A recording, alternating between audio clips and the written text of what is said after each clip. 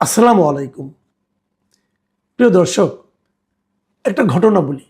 দিন কয়েক আগের কথা। আমি হেঁটে হেঁটে কারওয়ান বাজার দিকে যাচ্ছিলাম। শার্ক ফোয়ারার সামনে ওখানে একটা পুলিশ বক্সের মতো আছে। বেশ কিছু পুলিশ ওখানে ওনাদের ডিউটি করেন। তো সেখানে হঠাৎ করে একজন পুলিশ আমাকে সালাম দিলেন। তো সালামটা পেয়ে আমি একটু কথা বলার সুযোগ পেলাম আর কি।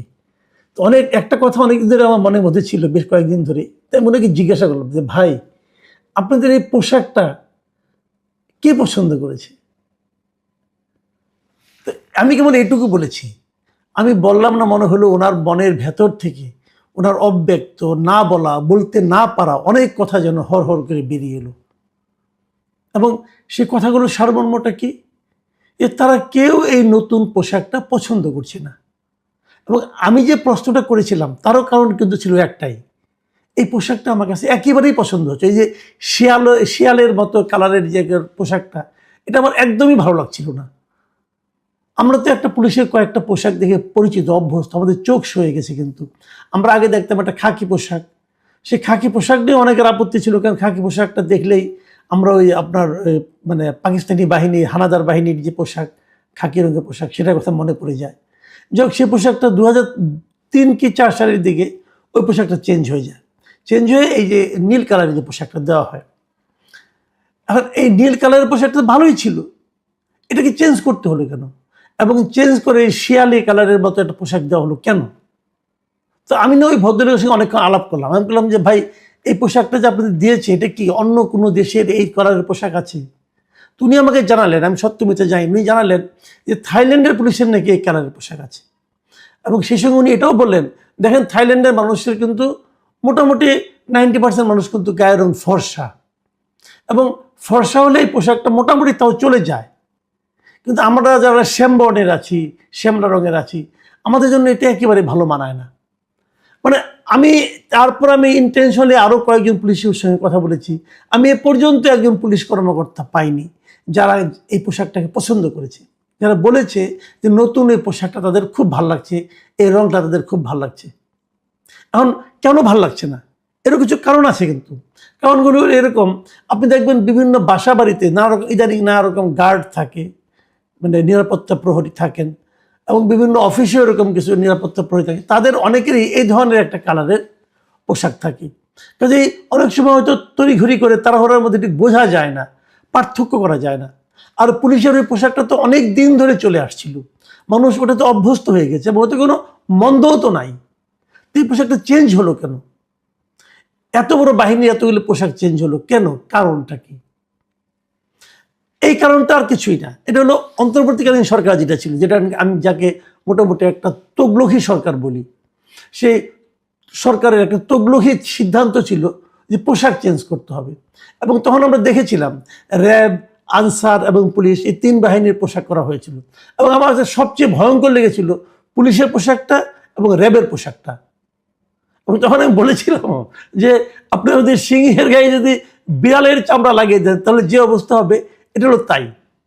ভাই, পুলিশকে দেখে তো বুঝতে হবে যে এরা একটা মানে আপনার অন্যায়ের বিরুদ্ধে রুখে দেওয়ানোর মতো একটা বাহিনী, তাই না? এই বাহিনীকে আপনি এই পোশাক পরিয়ে দিচ্ছেন কেন? পোশাক কিন্তু মানুষের মধ্যে একটা প্রভাব বিস্তার করে, সাধারণ মানুষের মধ্যে একটা প্রভাব বিস্তার করে। তো সেটা তো হবে না এটা এটা দিলে পর। তারা এটা কেন করলো? তারা বলেছিল যে পুলিশের নাকি মনোবল ফিরে আনতে হবে। তো মনোবলটা কি ফিরে আসছে এই পোশাক দেওয়াতে? পোশাকে দিলে কি মনোবল ফিরে যায়? মনোবল বেড়ে যায়? হ্যাঁ, মনোবল পাল্টে যায়। কিন্তু আপনার পোশাকে আপনার মানে আপনার ব্যক্তিত্ব, আপনার পার্সোনালিটি বলেন, আপনার নিজস্ব সাহস, মনোবল, এগুলি কিন্তু চেঞ্জ হয়, একদম হয় না তা না, হয়। এবং সেই চেঞ্জটা কি এই পোশাকে? আমার মনে হয় সেই চেঞ্জটা হবে নেতিবাচক পরিবর্তন হবে। আগে যে আত্মবিশ্বাস সে নিজের ভূমিকা রাখতে পারতো, এই পোশাক পরলে ততটুকু পারবে বলে আমার কাছে মনে হয় না, বরং কমে যাবে, কোনো সন্দেহ নাই। তার মানে অন্তর্বর্তীকালীন সরকারের যারা এই সিদ্ধান্তগুলি নিয়েছিল, তাদের মূল লক্ষ্যই ছিল যে পুলিশের মনোবলকে কমিয়ে দাও, নানাভাবে কমিয়ে দাও।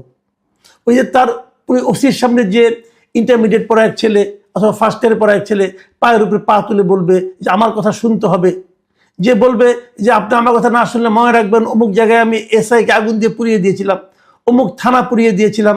পুলিশ কাছুমাছু হয়ে শুনবে সেগুলো। যারা বাহাদুরি দেখাতে যাবে তাদেরকে আপনি ক্লোজ করে নিয়ে যাবেন, অথবা যদি তারপরে যদি গ্রেফতার হয় মধ্যরাতে কোর্ট বসিয়ে তাকে জামিন দিয়ে দিবেন। এগুলো দিয়ে মনোবল কমানোর যে একটা প্রক্রিয়া, সেই প্রক্রিয়াকে আরো বেশি স্থায়ী রূপ দেওয়ার জন্য এই পোশাকগুলি চেঞ্জ করা হয়েছিল। এটা হলো আমার বিবেচনা। আজকে দেখলাম পুলিশের একটা অ্যাসোসিয়েশন, যে পুলিশ সার্ভিস অ্যাসোসিয়েশন, তারা একটা অফিসিয়ালি একটা বিবৃতিও দিয়েছে। সোমবার রাতে তারা বিবৃতিটা দিয়েছে এবং সেখানে তারা বলেছে যে এই পোশাকটা নির্বাচন নাকি করা হয়েছিল সম্পূর্ণ রকম মতামত না নিয়েই। তাদের ভাষায় তারা, আমি একটু পড়ে শোনাই তারা কি বলেছে। তারা বলেছে যে সাবেক অন্তর্বর্তী সরকার পুলিশ সদস্যদের গায়ের রং, আবহাওয়া এবং তাদের মতামত উপেক্ষা করেই কোনোরূপ জনমত যাচাই ছাড়া পোশাক নির্বাচন করে। একদম মানে তারা কিন্তু স্পষ্ট করে বলে দিচ্ছে। এবং তারা এখানে একথাও বলেছে, অন্য যেসব সংস্থায় ইউনিফর্ম পরে থাকে তাদের সঙ্গে নতুন পোশাকের হুবহু সাদৃশ্য রয়েছে, এতে পুলিশ সদস্যদের চিহ্নিত করা কঠিন হয়ে পড়েছে। এখন অন্য যেসব সংস্থা মানে ওই যে বললাম বিভিন্ন বাসার বিভিন্ন অফিসের যে গার্ড, তাদের সঙ্গে এটা মানে মিলে গেছে এই পোশাকের রং। এটা কেন, অথবা এটা করতে হবে কেন? এই যে কেন কথাটা বললাম, এখানে হলো মূল ঘটনাটা। মূল ঘটনাটা হলো এই পোশাক চেঞ্জ করলে, ভাবেন তো সারা দেশের এত মানে হাজার হাজার পুলিশের পোশাক যদি চেঞ্জ করার দায়িত্ব দেওয়া হয় কাউকে, যে ঠিকাদাররা দায়িত্বটা পাবে, তাদের কি পরিমাণ প্রফিট হবে ভেবেছেন একবার? খোঁজ দিয়ে দেখেন কারা এগুলি করেছে, সমাধান পেয়ে যাবেন, উত্তর পেয়ে যাবেন। এটা কেন করতে হবে? মানে পুরো দেশের নিরাপত্তা বাহিনীর মনোবলকে, মেরুদণ্ডকে ভেঙে দেওয়ার জন্য এই সরকার, আগের সরকার, এই অন্তর্বর্তীকালীন সরকার 18টা মাস ধরে যে চেষ্টা চালিয়ে গেছে, তারই সবচেয়ে বড় প্রকাশ হলো এই পোশাক চেঞ্জ করা। এবং এত টাকা খরচ, এই পোশাক ধরেন আগের সেট সব বাতিল, নতুন করে এক সেট পোশাক আনতে হবে, আনার পর এটা খরচ আছে না, এই খরচটা আপনি কেন করবেন? কতগুলো অপচয়, আগের পোশাক যেগুলি ছিল সেগুলো তো অপচয় হয়ে গেল। আর এই নতুন খরচটা আপনি অন্য কিছু করতে পারতেন। পুলিশের যে ভবনগুলো, থানাগুলি আছে, সেগুলো চেহারা চেঞ্জ করতে পারতেন। তো এগুলি কেন? আমি আগেও বহুবার বলেছি যে পুলিশের মনোবল যেটা ভেঙেছে সেটা আর কিছু না। পুলিশকে আপনি স্বাধীনভাবে সিদ্ধান্ত নিতে দেন, পুলিশের মনোবল বেড়ে যাবে। পুলিশের প্রতি কোনো অন্যায় হলে তার একটা বিচারের আশ্বাস আপনি দেন, পুলিশের মনোবল বেড়ে যাবে। ভাবেন তো ওই আন্দোলনের সময় অনেক ঘটনা ঘটেছে, কিন্তু পুলিশ হত্যা হয়েছে, হয়নি? হয়েছে। আপনি কি করলেন? পুলিশ হত্যার কোনো বিচার হবে না একটা সিদ্ধান্ত দিয়ে দিলেন। কিসের উপর ভিত্তি করে আপনি সিদ্ধান্ত দিলেন? আপনি বলবেন যে না, আন্দোলনের সময় প্রয়োজন ছিল। হ্যাঁ ছিল, মানতে রাজি না, কিন্তু বিচার হবে না কেন? একটা পুলিশ হত্যা হয়েছে, আপনি বিচার করেন। বিচার করলে যদি প্রমাণ হয় যে ওই সময় পুলিশকে হত্যা না করলে ওই আন্দোলন সম্ভব হতো না, তাহলে মানলাম যে পুলিশ আন্দোলনকারীদের বিরুদ্ধে ছিল, তো মেরেছেন আপনি। কিন্তু যদি প্রমাণ হয় যে আন্দোলনের সঙ্গে ওই পুলিশকে হত্যা করা না করার কোনো সম্পর্ক নাই, তো সেটার বিচার হবে না কেন? তার বিচার তো হতে হবে। পুলিশরা কি মানুষ না? পুলিশরা কি দেশের নাগরিক না? আচ্ছা, যত পুলিশ মারা গেছে সেই 2024 জুলাই আগস্টে, তাদের যারা ফ্যামিলি আছে, সেই পুলিশ নিহত হওয়ার কারণে, তো সেই পুলিশ মারা যাওয়ার কারণে তার ফ্যামিলি কি তার বেনিফিটগুলি পাবে? যদি হত্যারই বিচার না হয়, হত্যা বিচার না হওয়া মানে কি? তার মানে হত্যাটা জাস্টিফাইড, তাহলে তার ফ্যামিলি পাবে না, বেনিফিট পাবে না। তার ফ্যামিলি যারা এতিম হয়ে গেল, যারা নাকি একদম মানে পথে বসে গেছে, এরকম অনেক ফ্যামিলি সম্পর্কে আমি জানি, তারা কি দেশের নাগরিক না? তো পুলিশকে যখন আপনি প্রতিপক্ষ বানিয়ে দিবেন, পুলিশকে যখন আপনি বলবেন যে তোমার সহকর্মী, তার মৃত্যুর কোনো সাজা হবে না, তার মৃত্যুর কোনো বিচার হবে না, তারপর আপনি বলবেন তোমাকে নতুন পোশাক দিলাম, এই পোশাক পরে তোমার শক্ত মনোবল নিয়ে তুমি বুক চিতিয়ে দাঁড়াও, হবে? এটা তো হবে না। তো সেই কাজটা করে মানে গোড়ায় কেটে আপনি উপরে পানি ঢালছেন। পুলিশের মনোবল তখনই ফিরবে যখন নাকি সুবিচার থাকবে সমাজে, যখন নাকি রাষ্ট্র তাকে সুবিচারের গ্যারান্টি দিবে।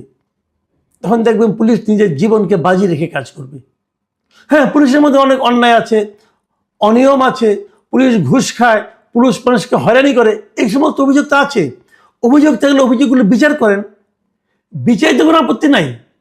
এখন আপনি বিচার করবেন না, ওইটা হতে দিবেন, আবার অপরদিকে গোষ্ঠীগতভাবে তাদের উপর নানা ধরনের অন্যায় অবিচার করবেন, অথবা তাদেরকে নানাভাবে আপনার মানে মনোবল ভেঙে দেওয়ার মতো কাজ করবেন, তারপরে একটা শিয়াল মার্কা পোশাক গায়ে চড়াই দিবেন।